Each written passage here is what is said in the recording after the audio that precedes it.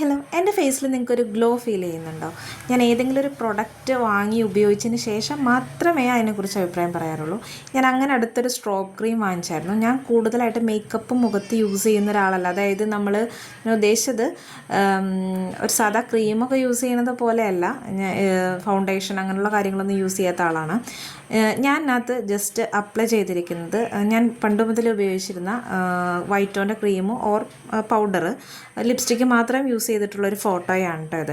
Strobe cream വാങ്ങിച്ചതിന് ശേഷമുള്ളതാണ് ആ വീഡിയോസൊക്കെ. ഈ ഫോട്ടോ സ്ട്രോബ് ക്രീം യൂസ് ചെയ്തിട്ടുള്ളൊരു വീഡിയോ ആണ്.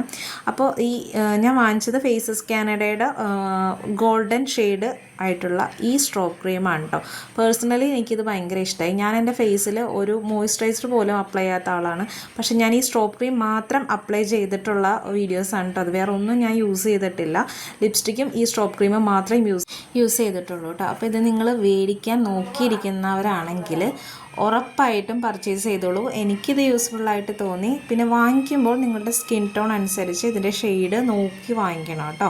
അപ്പോൾ എൻ്റെയൊക്കെ ഒരു സ്കിൻ ടോൺ ഉള്ള ആൾക്കാർക്കൊക്കെ ഇത് ബെറ്റർ ഓപ്ഷനാണ്. അപ്പോൾ ഇത്രയേ ഉള്ളൂ. വിലയൊക്കെ ഞാൻ താഴെ ക്യാപ്ഷനിൽ കൊടുക്കാം കേട്ടോ. അപ്പോൾ ഇത്രയേ ഉള്ളൂ. Bye bye.